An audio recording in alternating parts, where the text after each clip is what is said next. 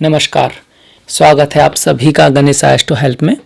मैं हूं डॉक्टर दिलीप और आज हम बात करेंगे बकरी ग्रहों के बारे में। मई के महीने में हमने जो मई का राशि का जो मैंने बताया था उसके बारे में, उसमें वक्री ग्रहों को थोड़ा सा छोड़ दिया था, क्योंकि अगर वक्री ग्रहों को भी उसमें ही शामिल किया जाए तो बहुत बड़ा हो जाएगा, बहुत ज़्यादा एलोबरेशन करना पड़ेगा उसमें। तो वक्री ग्रहों के बारे में अलग से देना बहुत ज़रूरी है इस महीने में, खासकर क्योंकि तीन ग्रह वक्री हो रहे हैं और वो भी ऐसे ग्रह जो बहुत महत्वपूर्ण हैं। गुरु, शनि और शुक्र, तीनों के तीनों वक्री होंगे और बहुत पास पास वक्री होंगे। 11 तारीख को आपके शनि वक्री हो जाएंगे, 13 तारीख को शुक्र और 14 तारीख को गुरु वक्री हो जाएंगे। अब तीन ग्रह वक्री हैं, 2 ग्रह तो हमेशा वक्री रहते ही हैं, राहु और केतु। तो आपके 9 ग्रहों में से 5 ग्रह वक्री जा रहे हैं। चंद्रमा और सूर्य तो कभी होते नहीं, तो काफी हद तक जो ग्रह हैं वो वक्री जा रहे हैं, वक्री हो रहे हैं। तो इसका क्या असर होगा, क्या हम इसका इंटरप्रिटेशन कर सकते हैं, क्या आम जनता पर असर होगा, पहले तो हम उसकी बात कर सकते हैं थोड़ी सी, और फिर आपकी राशि पे बात करेंगे, आपकी अपनी राशि पर। तो पहले हम अगर ओवरऑल बात करें तो वक्री ग्रह है क्या। भाई, ग्रह तो कभी वक्री होते नहीं है रियली में, तो वो ऐसा लगता है, ऐसा महसूस होता है। बाकी ग्रह तो चलते रहते हैं, चाहे वो शनि हो या आपके शुक्र हो या गुरु हो, वो हमेशा अपने ही रास्ते पर, अपनी स्पीड उनकी कम ज़्यादा होती है, क्योंकि इलेप्टिकल जो ऑर्बिट होता है, जब सूर्य के पास होते हैं, वो सूर्य के चारों तरफ घूमते हैं, हमको लगता है वो हमारे चारों तरफ घूम रहे हैं, तो थोड़ा तेज हो जाते हैं। जब उससे दूर जाते हैं थोड़ा मध्यम, पहले मध्यम फिर कम हो जाते हैं। फिर जो पृथ्वी है वो भी सूर्य के चारों तरफ घूम रही है। तो सूर्य की, पृथ्वी की और ग्रहों की जो स्पीड है, उसके आगे बढ़ने पीछे बढ़ने से हमको ऐसा लगता है कि कोई ग्रह पीछे जा रहा है। ये ठीक उसी तरह जैसे कि कई बार रेलगाड़ी में हम बैठे होते हैं और कोई गाड़ी अगर हमसे धीरे जा रही है तो ऐसा लगता है पीछे जा रही है भाई। ठीक इसी तरह से हमको ऐसा लगता है कि वो ग्रह रेट्रोग्रेड हो रहे हैं। वास्तव में वो रेट्रोग्रेड नहीं हो रहे होते हैं। एंगुलर जो दृष्टि होती है, एंगल जो बन रहा होता है उसका हमसे इस तरह का बन रहा होता है कि हमको ऐसा लगता है कि वो वापस जा रहा है, महसूस होता है। तो हमारे जो पूरा का पूरा जो ज्योतिष है उसी के ऊपर है कि जो दिख रहा है उसके अकॉर्डिंग हम अपनी प्रेडिक्शन करते हैं, हम अपना रिजल्ट निकालते हैं, जो जैसा लग रहा है, जैसा प्रतीत हो रहा है उसके अकॉर्डिंग। इसीलिए लग्न चार्ट की इतनी इंपॉर्टेंट है। चरित्र चार्ट में जो ग्रह वहाँ है, और लग्न चार्ट में जो ग्रह जो दिख रहा है, योग वहीं से देखे जाते हैं, कॉम्बिनेशन वहीं से देखे जाते हैं, और सारा का सारा ज्योतिष उसी के ऊपर है जो प्रतीत हो रहा है। तो ये तो हुआ हमारा मैथमेटिकल, एस्ट्रोनॉमिकल, ज्योतिषी का जो गणित वाला पार्ट है, थोड़ा सा उसके बारे में। अब थोड़ा सा फलित के बारे में बात करें कि वक्री ग्रह होते क्यों हैं, क्या चक्कर क्या है इसका। तो वक्री ग्रह, एक्चुअली वक्री का मतलब होता है रेट्रो, इंग्लिश में रेट्रो हो गया, और वक्रत्व का मतलब होता है कोई चीज़ थोड़ी सी नॉर्मल नहीं है, वक्रत्व है, उस वक्र है, सीधी नहीं है, उसके स्वभाव में थोड़ा सा अलग है, और चीज़ों से अलग है। तो जिन व्यक्तियों के कुंडली में ये ग्रह होते हैं, जो भी ग्रह होगा उसकी कारक अवस्था से जुड़ी हुई चीज़ें में थोड़ा सा अलग सा गुण मिलेगा, औरों से कुछ अलग मिलेगा। जैसे किसी का अगर गुरु वक्री है तो या तो वो व्यक्ति बहुत ही ज़्यादा अपने धर्म को मानेगा और दूसरों के धर्म को हो सकता है ना माने, या फिर उसका बहुत ही प्रैक्टिकल नज़रिया होगा, बहुत ही प्रैक्टिकल होगा, अपना अलग ही सोच होगी, या फिर वो सारे धर्मों को मानता हो पर कुछ ना कुछ अनयूजुअल सा लगेगा आपको औरों को देखते हुए। इसके साथ साथ ऐसा कहा जाता है कि वक्री ग्रह जो होता है अपने घर से पिछले घर का रिजल्ट देता है। एक्चुअली ऐसा लिखा भी हुआ है कि आप पिछले जन्म में वो ग्रह उस घर में था, पिछले वाले घर में था, और उस ग्रह के सारे संस्कार, सारे कर्म किसी वजह से पूरे नहीं हो पाए। उस घर से जुड़ी हुई कुछ इच्छाएं आज भी बाकी हैं जन्म तक, तो इसीलिए वो ग्रह आपकी कुंडली में वक्री है। बहुत कार्मिक ग्रह होते हैं वक्री, पिछले जन्म से जुड़े हुए व्यक्तियों को आपके जीवन में लाते हैं, और कुछ जो कर्म आपके जो बचे हुए हैं उनका निपटारे के लिए ये वक्री होते हैं। पर ये हमेशा अच्छे हों या बुरे हों ये अलग टॉपिक है। वक्री ग्रह अच्छा भी हो सकता है और बुरा भी हो सकता है। नॉर्मली मोटे तौर पर जो शुभ ग्रह होता है वो वक्री होता है। अगर शुभ स्थान में बैठता है तो अच्छा होता है। पाप ग्रह अगर वक्री होता है और 6, 8, 12 में हो तो ज़्यादा अच्छा करता है, 11 में भी अच्छा करता है। पर शुभ ग्रह ज़्यादा अच्छा करता है केंद्र त्रिकोण में, केंद्र त्रिकोण में। बाकी अलग अलग जो हमारे शास्त्र हैं उनमें अलग अलग लिखा हुआ है। ये भी लिखा हुआ है अगर वक्री ग्रह उच्च का हो तो नीच का सा फल देने लगता है और नीच का हो तो उच्च का सा फल देने लगता है। तो बात यहाँ पर ऐसी है कि उच्च का हो और वक्री हो, वक्री होने से किसी भी चीज़ में शक्ति आती है, शक्ति आती है पर उथल पुथल के साथ। वक्री ग्रह जहाँ भी होता है उस चीज़ से जुड़ी हुई चीज़ें बड़ी इंटेंस होती हैं। तो पहले से ही उच्च का है, ऊपर से वक्री हो गया तो आपने कहा होगा, सुनी होगी कहावत, अति का भला न बोलना, अति की भली न चुप।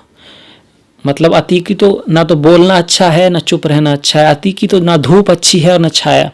तो एक तरह की अति हो जाती है उच्च में ऊपर से। तो किसी चीज़ की अधिकता के कारण, किसी चीज़ के बढ़ने के कारण, मतलब कि डिसिप्लिन अच्छी बात है पर इतना डिसिप्लिन हो गया कि भैया टांग टूट गई, उसके बाद भी कह रहा है भाई मुझे तो दंड बैठक मारनी है, तो क्या होगा उससे? कुछ ऐसा, कुछ मिलता जुलता, किसी भी चीज़ की अति जब हो जाती है तो वो बुराई बन जाती है। तो इस तरह से कहा गया है। ठीक उसी तरह से अगर ग्रह नीच का है, वक्री हो रहा है, तो वक्रप्त होने से उसमें चेष्टा बल आता है, थोड़ा सा बल आ जाता है का, तो वो काफ़ी अच्छा कर जाता है। अब उसे वो नहीं रहा, वो नीच का नहीं रहा, उसमें बल आ गया तो बोल देते हैं वो अच्छा करता है। एक और चीज़ है जुड़ी हुई बकरी से कि बकरी का मतलब होता है पीछे मुड़ के देखना। जो मैंने बताया कुछ चीज़ें रह गई हैं आपके पिछले जन्म में, कुछ कर्म रह गए हैं तो वो आपको अपनी तरफ बुलाएंगे। तो ग्रह जो है ना पीछे मुड़ मुड़ के देख रहा है, तो कुछ लोग बोलते हैं वो पीछे के घर का हिसाब देता है, पिछला जो घर है उसके अकॉर्डिंग फल देता है। यहाँ तक है कि उसकी दृष्टियाँ भी कुछ उसमें तो पिछले घर से ही काउंट करते हैं। खासकर कि नाड़ी में बोलते हैं कि पिछले घर से ही काउंट करें तो अच्छा है। वैसे वास्तव में प्रैक्टिकली में सही भी है, पिछले का भी देता है और जहाँ बैठा है वहाँ का भी देता है। इसके साथ साथ वक्री ग्रह जिन घरों का स्वामी होता है उनके फलों को बढ़ा देता है। तो अगर वो आपकी कुंडली में अच्छे ग्रहों का स्वामी है तो अच्छी बात है, और जहाँ बैठेगा वहाँ थोड़ा सा डिस्टर्बेंस लाएगा, थोड़ा सा उथल फुथल लाएगा, क्योंकि बकरी है ना, ताकत से तो भरपूर है पर मन में उसके जो है वो थोड़ा क्या कह सकते हैं, बहुत ही ज़्यादा एक्साइटमेंट में है, शांति नहीं है। जब शांति नहीं है तो कुछ ना कुछ तो वो बोलते हैं ना कि भाई जल्दी का काम शैतान का काम। तो इस तरह से थोड़ी हड़बड़ाहट रहेगी उस चीज़ के लिए, कुछ ना कुछ इस तरह का कर्म रहेगा आपका, पिछले जन्म का उस चीज़ से जुड़ा हुआ कर्म रहेगा। एग्जाम्पल पे अगर गुरु बकरी है तो आपके गुरु से, ज्ञान से, कुछ इस तरह का, बड़े भाई से कुछ इस तरह का हो सकता है। शनि बकरी है तो नौकरों से, बूढ़े लोगों से, अपने से बड़ों से कुछ आपका कर्म हो सकता है। तो इन चीज़ों का ध्यान रखना है। बकरी ग्रह अगर चंद्रमा से षष्टम आ जाए तो और भी कार्मिक हो जाता है, और भी कार्मिक हो जाता है। तो उस चीज़ में उसका खास ख्याल रखना होता है। खैर इसके बाद हम बात करेंगे आपकी राशि के ऊपर और क्या रिजल्ट आएगा आपके लिए। ये तो हमने ओवरऑल बात की वक्री के लिए, आपकी राशि के लिए अब बात करते हैं। तो चलिए बात करते हैं अब आपकी राशि के बारे में, धनु राशि के बारे में, धनु लग्न के बारे में भी, क्योंकि राशि और लग्न में इतना ही अंतर है कि राशि चंद्रमा जहाँ पर है और लग्न जहाँ आपका पहला घर होता है। पहले घर में जो राशि होती है वो लग्न कहलाती है। और ज्योतिष में दोनों से ही देखना होता है, लग्न से भी और राशि से भी। राशि आपकी बड़ी पिक्चर दिखाती है, क्योंकि 2.5 दिन तक लगभग एक राशि रहती है लगभग, और जो लग्न है वो अराउंड लगभग 2 घंटे में बदलता रहता है, उसके ऊपर कि आप कहाँ पैदा हुए। तो पहले बड़ी पिक्चर, तो राशि बहुत जरूरी है और लग्न भी बहुत जरूरी है। लग्न चंद्रमा हमारे मन, चंद्रमा मन सो जाता, हमको कैसा लगेगा, हार्ड टाइम, दुख सुख दुख ये सब। और लग्न बुद्धि, इंटेलिजेंट, दिमाग के लेवल पर किस तरह का समय जाएगा उसको हम लग्न से देखते हैं। तो ये इस तरह की दिखती है आपकी कुंडली। ये जो लाल रंग के जो ग्रह हैं, 3 ग्रह देखिए, शनि, गुरु और शुक्र, ये रेट्रोग्रेड हो रहे हैं, वक्री हो रहे हैं। तो हमारा मेन फोकस इन्हीं के ऊपर है। अगर गुरु शनि को देखें, दोनों साथ में बैठे हुए हैं यहाँ पर। गुरु और शनि एक दूसरे से जो नैसर्गिक मित्रता है उसमें सम होते हैं, पर एक साथ में बैठे हैं तो एक दूसरे के शत्रु हैं। क्योंकि तात्कालिक मित्रता में अगर कोई ग्रह पहले घर में बैठता है या फिर छठे, सातवें, आठवें, नौवें घर में बैठता है तो शत्रु होता है। तो दोनों को मिला के एक दूसरे के शत्रु हैं यहाँ पर यहाँ दोनों की थोड़ा सा इस तरह से है कि बैलेंस किया हुआ है। गुरु डिबिलिटेटेड है क्योंकि नीच के हैं, क्योंकि मकर में है, पर गुरु अपनी जो दिग्बाला, उनको पहले घर में दिग्बाला मिलती है गुरु को और बुध को, उसके पास हैं।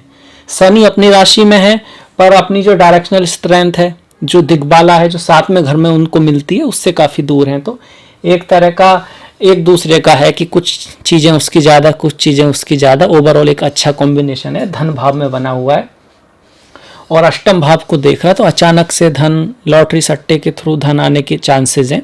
पैसा कोई अचानक से आ सकता है, किस्मत से आ सकता है, अगर आपने लॉटरी खरीदी है तो उसके हिसाब से। बाकी चूंकि ये बकरी ग्रह हैं, इस तरह से बिहेव करेंगे जैसे कि ये लग्न में बैठे हुए हों, जैसे कि लग्न में बैठे हुए हों। तो जब शनि लग्न में आते हैं तो वो तो अच्छी बात नहीं है, क्योंकि 7.5 की मिडिल फेज की तरह करेंगे, कुछ मुश्किलें ला सकते हैं। आपके जो फैमिली लाइफ है उसमें थोड़ा सा डिस्टरबेंस लाने की कोशिश करेंगे। आपका जो कार्य चल रहा है उसमें थोड़ी रुकावट लाएंगे। कोई काम चलते चलते या तो बंद हो जाएगा या बहुत ही परिश्रम से बनेगा। आप सोच रहे थे हाँ भाई ये काम तो हो जाना चाहिए, तो उसमें थोड़ा सा क्या कह सकते हैं, शनि जो है रुकावट लाने की कोशिश करेंगे। मेहनत ज़्यादा कराएंगे, रिजल्ट थोड़ा कम आएगा। क्योंकि यहाँ से आएंगे तो भाई इसको देखेंगे, इस तरह से बिहेव करेंगे। क्योंकि बकरी होते नहीं है, दिखते हैं, तो बिहेव ऐसे करेंगे जैसे कि यहाँ बैठे हों। पर गुरु का यहाँ जाना अच्छा है, पहले घर में गुरु का जाना अच्छा है। चंद्रमा से भी ठीक है, लग्न से तो बहुत ही अच्छा है, बहुत ही अच्छा है। यहाँ से गुरु आपके सप्तम को देखेंगे, पंचम को देखेंगे और नवम को भी देखेंगे। तो गुरु का अच्छा, शनि का बुरा, तो एक तरह से मिक्स है। आपके लिए बकरी का जो रिजल्ट आएगा, इन दोनों का देखा जाए तो मिक्स रिजल्ट आएगा। गुरु यहाँ से आपको कुछ आपके सपने पूरे हो सकते हैं, आपकी कुछ इच्छाएं पूरी हो सकती हैं, आपके कुछ पूर्व जन्म के पुण्यों की वजह से कुछ अचानक से फायदा हो सकता है। आपके घर में पुत्र रत्न या पुत्री रत्न की प्राप्ति हो सकती है अगर आपकी शादी हो चुकी है। अगर आपकी शादी नहीं भी हुई है और आप सिंगल हैं तो आपको अपनी मनचाहा प्रेमी, दोस्त, बॉयफ्रेंड, या अगर आप पुरुष हैं तो प्रेमिका और गर्लफ्रेंड वगैरह बन सकता है और ये रिश्ता शादी तक भी जा सकता है। क्योंकि यहाँ से गुरु इस तरह से जब बिहेव करेंगे कि जैसे कि वो पहले घर में हो, तो सप्तम भाव को देखेंगे और सप्तम भाव तो होता ही शादी वगैरह का है, और पंचम को देखेंगे जो प्रेम का है, इंटेलिजेंट का है, बुद्धि का है, ज्ञान का है। तो स्टूडेंट्स वगैरह के लिए भी अच्छा रहेगा, उनका दिमाग जो बुद्धि है काफ़ी अच्छी तरह से कार्य करेगी। जो याद करेंगे वो याद रह जाएगा और उसको वो आप प्रयोग में ला पाएंगे। एक बात और है कि जब जहाँ ग्रह बैठे हुए हैं, वक्री ग्रह जो होते हैं वो जहाँ पे बैठे हैं उसकी रिकवरी करना चाहेंगे। तो आपका कोई नुकसान हुआ हो, आपकी वाणी की वजह से कुछ आपने किसी को कहा हो, उसकी वजह से किसी रिश्तों में कोई खटास आई हो, फैमिली में आपके बहनों के, आपकी बहन आपके बीच, भाइयों के बीच, पति पत्नी के बीच, माता पिता के बीच, तो अब कुछ ऐसी सिचुएशन आएगी कि उसको संभाला जा सकता है, उसको सुधारा जा सकता है। परिवार के जो लोग हैं उनके बीच में काफ़ी अंडरस्टैंडिंग होगी आप, और उस समस्या से आप ऊपर आ सकते हैं। दूसरे घर की जो समस्याएं हैं, पैसे के मामले में भी जो पिछले टाइम पे कोई दिक्कत अगर चल रही है, आजकल तो सभी को दिक्कत है, तो उसमें ये जो ग्रह हैं आपका साथ देंगे। उसमें आपकी एक तरह से कह सकते हैं गोचर आपके लिए फेवरेबल है। अब डिपेंड करता है कि भाई आपकी दशा महादशा कैसी चल रही है। अगर वो भी अच्छी हैं, और जैसे कि ये ग्रह चंद्रमा से लग्न से ठीक हैं और अपने जो आपके जन्म के जो ग्रह हैं उनसे भी अच्छी जगह पर हैं। उदाहरण के तौर पर अगर ये शुक्र और गुरु आपके जो इंदु लग्न है उससे केंद्र त्रिकोण में है, इंदु लग्न एक पैसे का लग्न होता है, उसके ऊपर मैंने एक वीडियो बनाया है, उससे अगर ये केंद्र त्रिकोण में है और आप किंतु लग्न से अच्छे ग्रह हैं तो ये पैसा भी दे सकते हैं। क्योंकि अभी तो ये 2-3 महीने करीब रेट्रोगेट रहने वाले हैं प्लैनेट, तो इस तरह की स्थिति चलेगी। जब ग्रह रेट्रोगेट होते हैं, वक्री होते हैं, उस वक्त पुराने लोग, पुराने संबंधी, पुरानी चीज़ें से जुड़ी हुई चीज़ें ही की जाएं तो अच्छा होता है। कोई बहुत नया काम, एकदम से नई चीज़ ना की जाए तो अच्छा होता है। पुराने लोगों के थ्रू, पुराने संबंधियों के थ्रू, पुराने दोस्तों के थ्रू कोई काम किया जाए या फिर पुराना काम ही किया जाए तो वो भी अच्छा है, पर एकदम से नया काम करना कोई बहुत ज़्यादा अच्छा नहीं बताया गया है। जबकि इसके ऊपर आप निर्णय नहीं ले सकते। निर्णय लेने के लिए तो आपको कुंडली की दशा महादशा सब कुछ देखना होगा। नक्षत्र के ऊपर भी गोचर देखा जाता है, आपका चंद्र नक्षत्र कहाँ पर है और ये जो ग्रहों के जो नक्षत्र हैं वो किस नक्षत्र में है। वो जो होता है ना तारा वाला, सभी लोग जानते हैं, उसमें कुछ जन्म तारा, जन्म, संपत, विपत, क्षेम, प्रत्यारी, साधक, बाधक और मित्र, अति मित्र, जो उस तरह से भी देखा जाता है। फिर संक्रांति के हिसाब से देखा जाता है। सूर्य किस नक्षत्र में, जिस नक्षत्र में प्रवेश करते हैं उससे जो पहला नक्षत्र है वो आपके चंद्र नक्षत्र से कहाँ पड़ता है। तो ये सारी विधियां हमारे ऋषि मुनियों ने दी हुई हैं। वो कुछ चीज़ें ऐसी हैं वो सिर्फ आप ही देख सकते हैं या फिर कोई ज्योतिषी देख सकता है। यहाँ पर तो सिर्फ कॉमन एक आइडिया है एक चंद्रमा के ऊपर, सूर्य के ऊपर, जो कुछ लोगों के लिए सही होगा, पर सभी लोगों के लिए कुछ सलाह ली जा सकती है कि किस तरह की सिचुएशन बन सकती है, उसमें क्या किया जाए। एक तरह का एक सावधानी बरती जा सकती है ताकि इस स्थिति को थोड़ा सा सुधारा जा सके। अगर गुरु और शनि की हम ये देखें वो किन ग्रहों के स्वामी हैं, मतलब कि किन घरों के स्वामी हैं, तो गुरु आपके लगन के और चौथे भाव के स्वामी हैं। तो सेहत से जुड़ी हुई कुछ चीज़ें रिपीट होंगी। हो सकता है कि आपकी स्वास्थ्य में या तो सुधार आए या फिर कोई पुरानी बीमारी फिर से वापस आने की कोशिश करे। तो जिन लोगों को गुरु संबंधित बीमारियां हैं, यकृत की, डायबिटीज़ की, मीठे की, तो उन लोगों को खासा ख्याल रखना है। ज़्यादा भारी, गरिष्ठ, मीठा और क्या कह सकते हैं फैट वाला, घी वाला, तेल वाला खाना नहीं खाना है। हल्का सादा सात्विक खाना खाना है। एक्सरसाइज, योगा, प्राणायाम, इस चीज़ को करते रहना है। कार्य और आराम के बीच एक संतुलन रखना है। संतुलन ही सफलता का कह सकते हैं कि नींव है। अगर संतुलन नहीं है तो फिर तो मामला बिगड़ता ही है। वो कहावत है ना, अति का भला न बोलना, अति की भली न चूप, अति का भली न छाया, अति की भली न धूप। तो संतुलन बना के रखिएगा, चीज़ें आपके फेवर में आ जाएंगी। आज नहीं तो कल और कल नहीं तो परसों। आपको संतुलन नहीं खोना है। अगर संतुलन रखेंगे, अच्छी चीज़ों पे लगे रहेंगे, अपनी जो आपने ध्येय बना रखा है उसको पाना ही पाना है, उसके लिए पॉजिटिव होकर कार्य करते रहेंगे। ध्यान अपनी जो शक्तियां हैं उन पे देंगे, कमजोरियों पे नहीं, क्योंकि कमजोरी तो सबके अंदर ही है। अगर हम कमजोरी पे ध्यान दें तो फिर हम और कमज़ोर होते जा सकते हैं। अगर अपनी स्ट्रेंथ पर ध्यान दें, उनको बढ़ाएं, तो हम और शक्तिशाली होते जा सकते हैं। तो इस चीज़ का ध्यान रखना है। शुक्र की बात करें तो शुक्र छठे घर में है, अपनी ही राशि में बैठे हुए हैं, रेट्रोग्रेड हो रहे हैं। तो ऐसा बिहेव करेंगे जैसे पंचम में हो।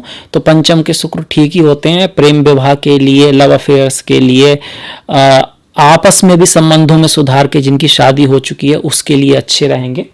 हालांकि स्वास्थ्य का थोड़ा सा ध्यान रखना है, क्योंकि छठे भाव में शुभ ग्रह गोचर हो रहा है, बकरी हो रहा है, तो स्वास्थ्य का थोड़ा सा ध्यान रखना है।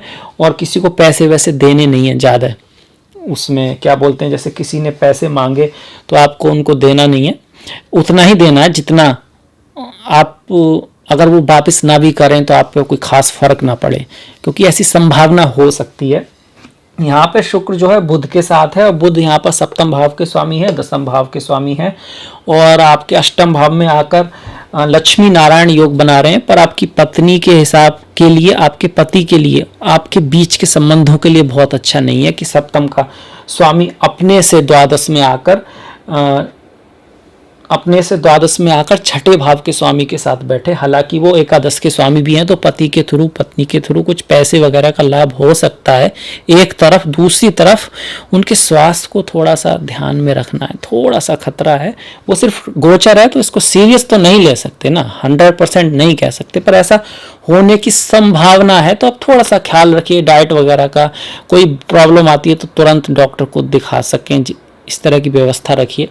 मिनिमम ये बातें दिमाग में रखेंगे तो कुछ ना कुछ सही निर्णय में इनसे कोई सलाह, कोई सहायता ही मिलेगी आपको।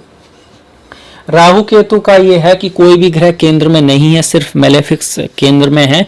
तो सेहत का ध्यान रखना है, किसी पे भरोसा नहीं करना है। काम के मामले में मिनिमम, और रिश्तों के मामले में भी पारदर्शिता रखनी है किसी भी, और अपने जो कर्तव्य हैं उनको निभाते रहना है। आज का काम कल पे नहीं छोड़ना है, क्योंकि मलेफिक्स केंद्र में है तो बहुत अच्छा नहीं माना गया ऐसे उसके। पर ये सिर्फ ट्रांजिट है, अगर आपकी दशा महादशा बहुत अच्छी चल रही है तो आप इसे महसूस भी नहीं करेंगे। पर फिर भी एक रुख है हवा का, तो हवा के रुख के साथ चलेंगे तो कुछ ना कुछ तो मदद आपकी जरूर होगी ही। तो ये था मेरी तरफ से एक छोटा सा ओवरव्यू, थोड़ा सा कि किस तरह की ये ग्रह आपको रिजल्ट दे सकते हैं, वक्री ग्रह। मुझे आशा है कि आपको पसंद आया होगा, अच्छा लगा होगा। पसंद आया हो, अच्छा लगा हो तो फिर आप फिर शेयर भी कीजिए भाई, और लाइक कीजिए, सब्सक्राइब कीजिए, जो घंटी वाला बटन है उसको दबा दीजिए ताकि आपको नोटिफिकेशन मिल सके। और मेरे डिस्क्रिप्शन में फेसबुक इंस्टाग्राम की लिंक है, चाहें तो आप फॉलो कर सकते हैं, लाइक कर सकते हैं। और मिलेंगे फिर इसके साथ अगले वीडियो में, नेक्स्ट वीडियो में। तब तक के लिए नमस्कार।